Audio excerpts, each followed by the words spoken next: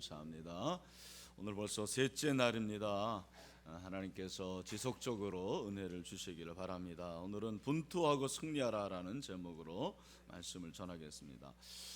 제가 군대 생활할 때 말년에, 여러분 말년이 뭔지 아시죠? 자매들은 말년이 뭐냐면 제대할 날이 가까웠다라는 거예요.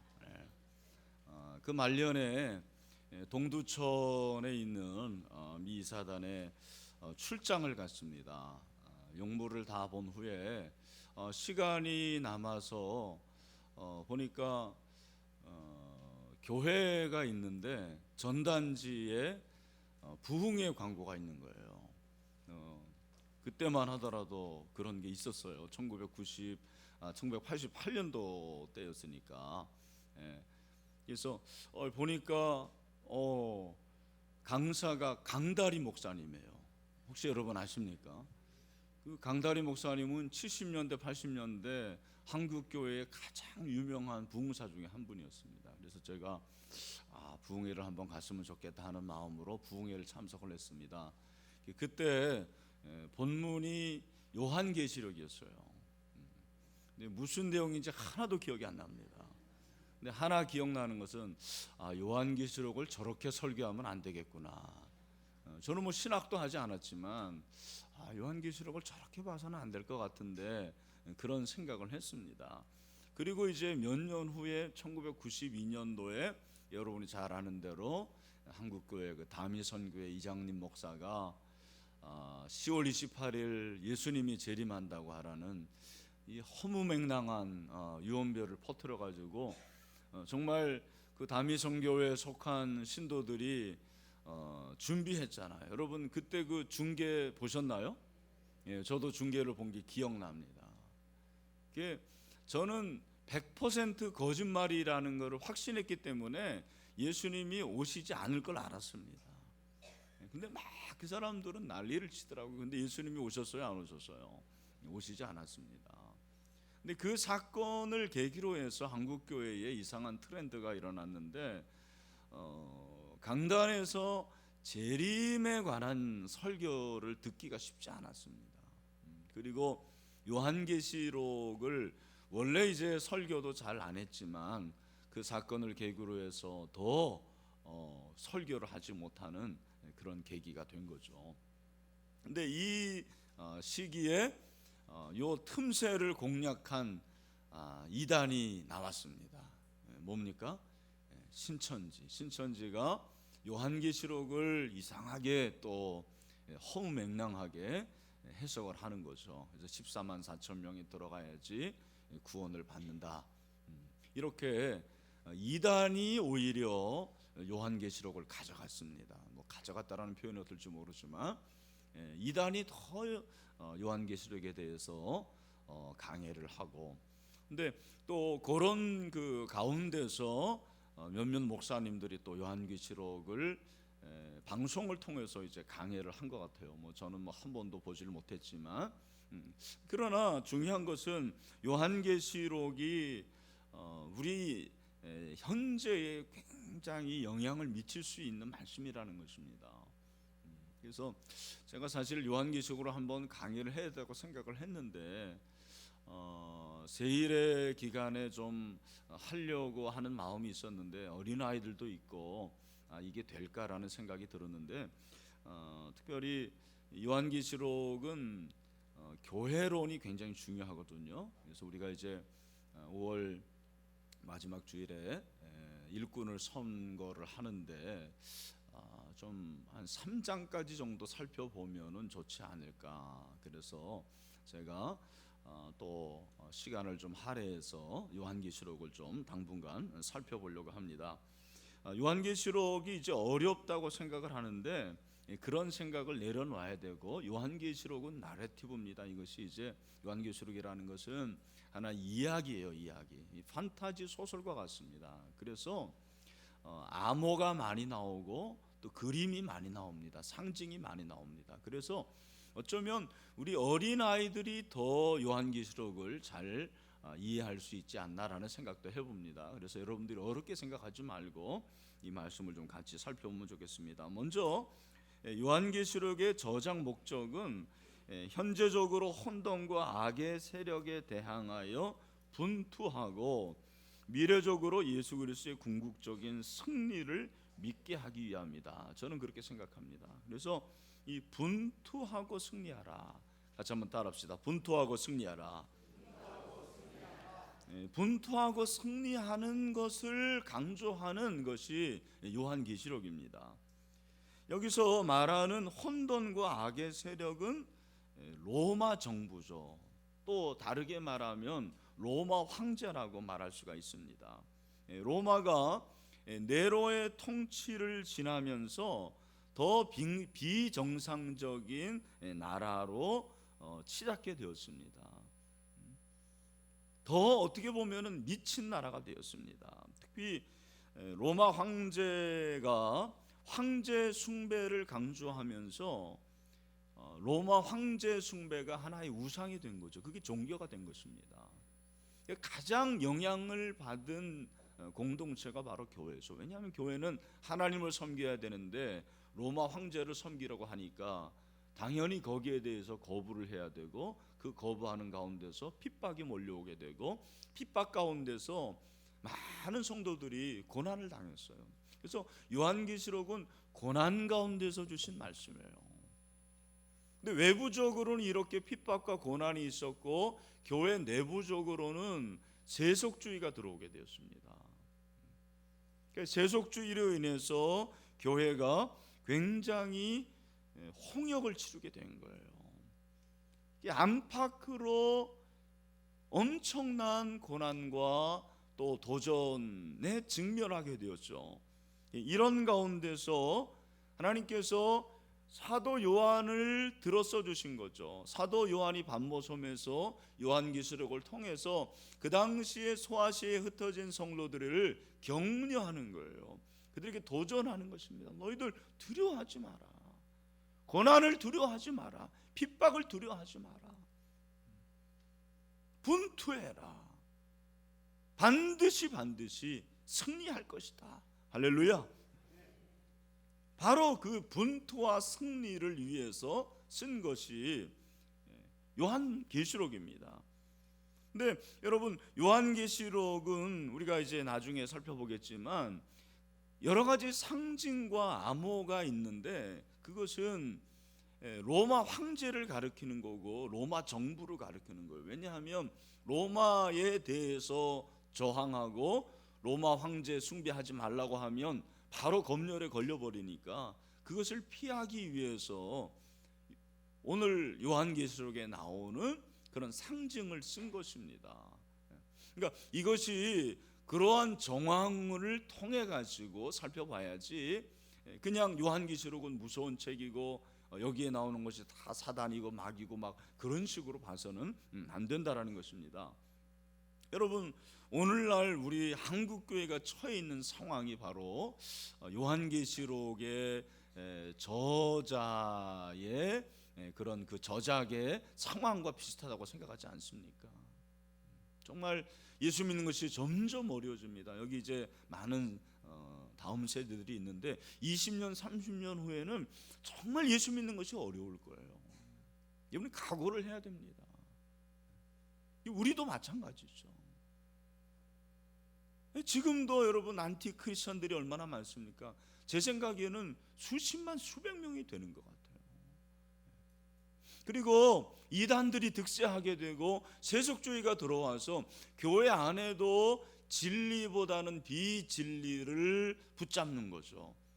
그리고 여전히 우리의 가치관과 우리의 생각들이 세상적인 것들, 육신의 정욕, 안목의 정욕, 이생의 자랑이 얼마나 많이 있습니까? 그런 측면에 볼 때 오늘 요한계시록이 우리에게 주는 도전이 있는 것입니다. 그래서 한국교회여 분투하라, 한국교회에 승리하라. 이 분투와 승리를 우리에게 말씀하시는 것입니다.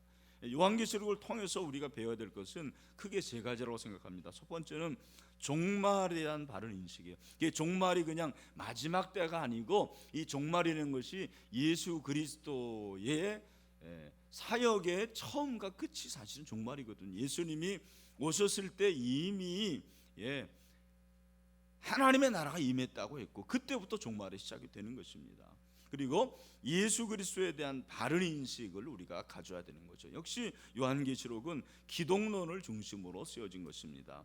세 번째는 교회론입니다. 사실 제가 이번 세일회 때 주로 볼 것이 교회론인데, 요한계시록은 사실은 개개인의 문제와 필요에 대한 초점으로 맞춰진 책은 아닙니다. 우리가 이제 하나님의 말씀을 볼 때 그 말씀이 나에게 개인적으로 쓰여져서 그 개인적인 것이 도전이 되는 그런 말씀들이 있는 것입니다. 그런데 요한계시록은 그것보다는 교회 공동체를 향한, 교회 공동체를 위한 말씀입니다.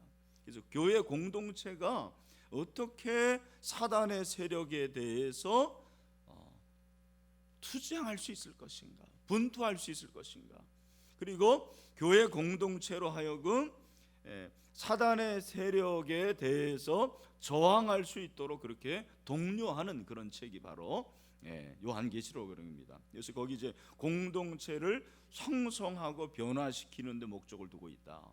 제가 가지고 있는 주석에 그렇게 썼더라고요. 형성이라는 것이 폼이고 변화라는 것은 트랜스폼입니다. 그러니까 그 당시가 여전히 교회가 그렇게 안정되지 않은 시기였습니다. 그래서 교회를 바로 형성, 폼을 시키고, 그리고 그 교회 공동체를 변화시킬 수 있는, 세상을 변화시킬 수 있는 그런 공동체로 만들기 위해서 이 요한계시록을 썼다라는 것입니다.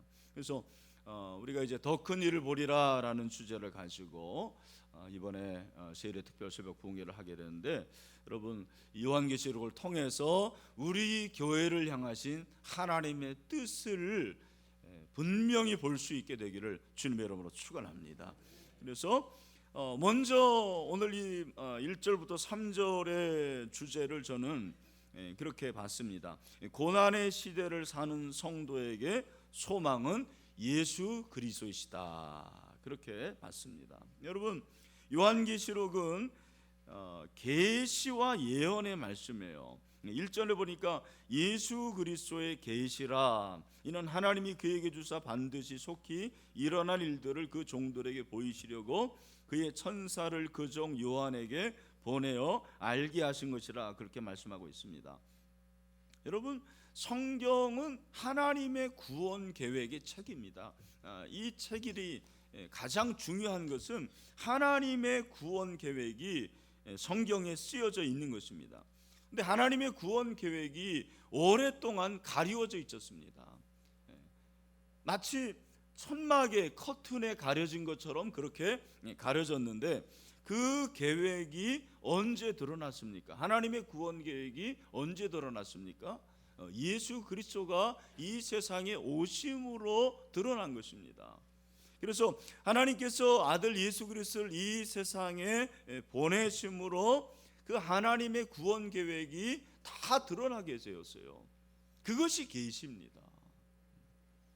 계시라는 것이 하나님께서 지금도 나에게 말씀하시는 그게 계시가 아닙니다. 이단들 중에서는 지금도 계시가 임한다, 내가 오늘 하나님의 계시를 받았다, 막 그렇게 말하잖아요. 여러분 그런 계시는 이미 종결되었죠. 계시는 종결된 것입니다. 그러면 지금도 우리에게 말씀하시는 계시는 이 성경 말씀이죠. 그리고 이 성경 말씀이 사실은 예수 그리스도죠. 그러니까 하나님의 계시는 예수 그리스도에 의해서 사실은 다 드러나게 된 것입니다. 예수 그리스도에 의해서 계시가 드러난 것입니다. 그래서 1절에 예수 그리스도의 계시라고 그랬어요. 예수 그리스도의 계시라는 것은 예수 그리스도를 통한 계시라는 거죠. 그리고 예수 그리스도가 주신 계시라는 거예요. 여러분 계시는 누가 주십니까? 예수 그리스도가 주시는 거예요. 우리가 이제 꿈을 꾸지 않습니까? 그 꿈이라는 것이 내가 꾸는 꿈이에요. 근데 만약에 하나님이 주시는 꿈이라면 그건 계시가 될 수가 있는 거죠. 저는 요즘에 굉장히 일찍 잡니다. 한 10시면 자는데 꿈을 잘 안 꾸는데 어젯밤에 꿈을 꿨어요. 꿈을 꿨는데 우리 재원이가 막 이렇게 어떤 사람한테 막 잡혀가고 막 그런 꿈을. 그래서 제가 재원이를 구하느라고 얼마나 힘들었는지 모릅니다. 지금 몸이 굉장히 피곤해요. 그건 그냥 제가 꾸는 꿈이죠. 근데 그런 꿈을 하나님이 주셨다 그러면 되겠습니까? 네? 근데 이단들 중에는 그런 사람이 있다라는 거예요. 하나님이 주시지 않은데 자기가 꾼 꿈을 가지고 마치 계시인 것처럼. 이 계시는 그게 아니라는 거예요. 계시는 누가 주시는 것입니까? 예수 그리스도. 그래서 예수 그리스도의 계시라 그렇게 말씀하신 것입니다. 계시 자체가 곧 예수 그리스도죠. 말씀이 예수 그리스도니까, 복음이 예수 그리스도이기 때문입니다. 그리고 여러분, 계시와 예언의 말씀이에요. 3절 보니까 이 예언의 말씀을 읽는 자와 듣는 자와 그 가운데 기록한 것을 지키는 자는 복이 있나니 때가 가까움이라 그렇게 말씀하고 있습니다. 여러분, 당시 로마 황제를 직접적으로 거론하면은 다 걸린다고 말씀을 드렸잖아요. 그래서 그렇게 쓸 수가 없었기 때문에 예언의 말씀이라고 했을 때 이 예언의 말씀이라는 것은 하나님께서 주시기를 원하시는 그 말씀을 여러 가지 상징과 그리고 그림으로 다른 단어로 이렇게 사용을 한 거예요. 이제 666이다 그러는 것이, 여러분 헬라어는 숫자를 표시하는 게 있었거든요. 그래서 666을 다 이렇게 배열을 종합해 보면 그것이 로마 황제가 나오는 거죠. 그러니까 그 666을 받지 말라라는 것은 로마 황제에 대해서 전하지 말라라는 거예요. 근데 그것을 마치 오늘날의 666 바코드를 받지 말라, 뭐 어떤 사람은 아예 뭐 전자카드도 쓰면 안 된다 이런 식으로 얘기하는데 그것은 조금 무리가 있는 것입니다.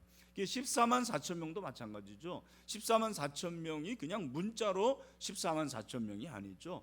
12지파 곱하기 12제자 곱하기 1000, 수많은 사람이라는 것입니다. 여러분 14만 4천 명이 그냥 문자로 하면 이미 신천지가 15명이 넘었다고 그러는데 이만이 믿어도 지옥 가는 거죠. 바보 같은 소리입니다. 그걸 어떻게 믿습니까? 말이 안 되는 얘기입니다. 그래서 이 예언의 말씀이라는 것은 예수님께서 주신 말씀이고 예수님의 그 복음인데, 그 복음을 읽는 자와 듣는 자와 그 가운데 기록한 것을 지키는 자. 여러분 여기서 지키는 자라고 했으니까 이것이 사람이죠. 그러나 엄밀히 말하면 이 지키는 자는 교회를 말하는 것입니다. 이게 굉장히 중요한 거예요. 여러분 예언의 말씀이 누구에게 주어졌냐면 교회에게 주어진 것입니다. 하나님의 복음이 교회에게 맡겨진 거예요. 그러니까 교회의 사명은 무엇이냐면 예언의 말씀을 선포해야 될 사명이 있는 거죠. 예언의 말씀을 전해야 될 사명이 있는 것입니다. 다시 말해서 복음을 전해야 될 사명이 있습니다. 교회의 사명은 바로 저와 여러분의 사명입니다. 왜 예언의 말씀을, 복음을 선포해야 될까요? 그 이유가 무엇입니까? 오늘 성경이 그걸 말해주고 있습니다. 1절에 보니까 하나님이 그에게 주사 반드시 속히 일어날 일들을 그 종들에게 보이셨대요. 여러분 속히라는 것이 무엇입니까? 이것은 성취의 시작이 이미 시작이 되었다는 거예요. 그러니까 예수님을 통해 가지고 하나님의 구원 계획의 그 성취가 이미 시작이 되었습니다. 그러니까 그거를 전해줘야죠. 누군가 전해줘야 되는데 그 사명을 누구에게 주셨냐? 교회에게 주신 것입니다.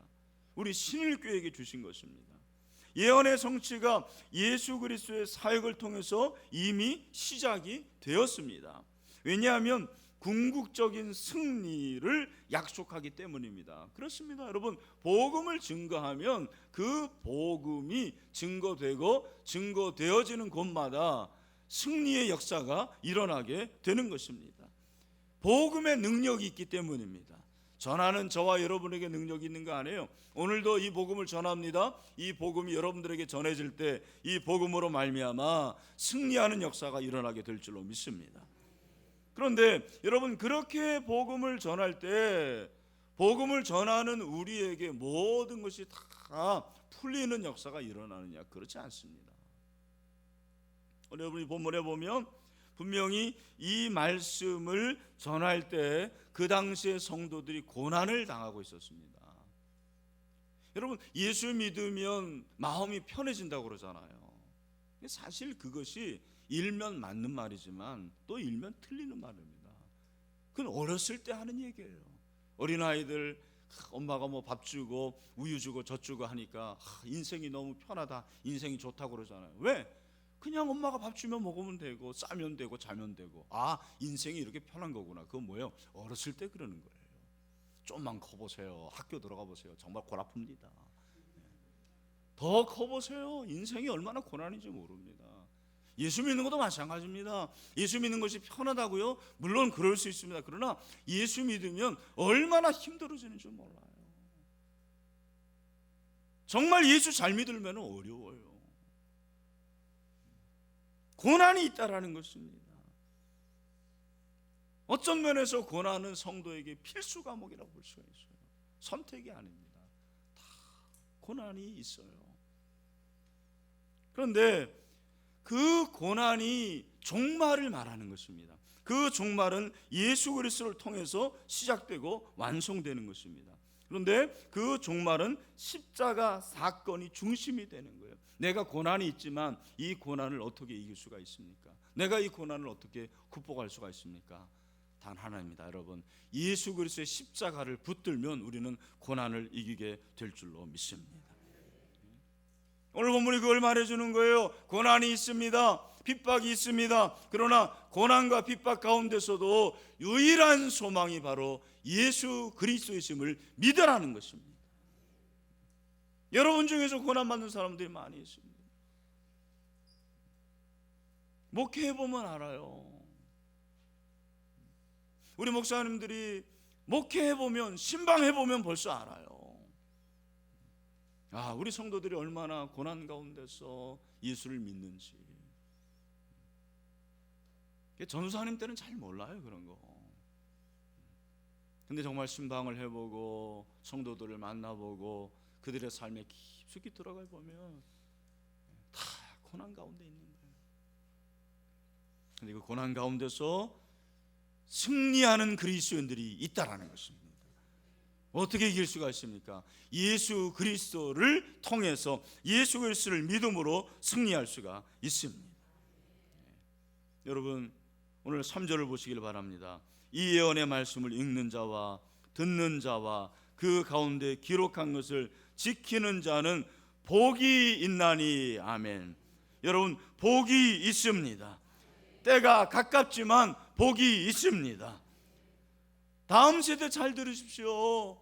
여러분에게도 그런 고난이 분명히 다가올 것이에요. 그러나 여러분의 부모 세대, 여러분의 선배들이 예수 그리스도를 믿음으로 십자가로 고난을 이기고 승리했습니다. 마찬가지로 여러분들에게도 그런 은혜가 넘치게 되기를 주님의 이름으로 축원합니다. 그럴 때 하나님의 큰 뜻이 무엇인지를 알 수가 있는 것입니다. 무조건 내가 원하는 대로 되는 것이 하나님의 뜻이 아닙니다. 하나님의 뜻이 무엇입니까? 고난 가운데서 예수 그리스도를 믿고 분투하고 승리하는 것이 하나님의 뜻입니다. 하나님의 구원 계획이 그렇게 이루어지게 된 것입니다. 말씀을 마무리합니다. 여러분, 고난 가운데 있습니까? 그러나 우리는 고난 가운데서도 예수 그리스도를 통해서 승리하게 될 줄로 믿습니다. 이번 이 세일회 때 예수 그리스도를 붙잡읍시다. 예수 그리스도를 의지합시다. 십자가를 가지고 승리합시다. 그렇게 분투하고 승리할 수 있는 저 여러분이 다 되시기를 주님의 이름으로 축원합니다.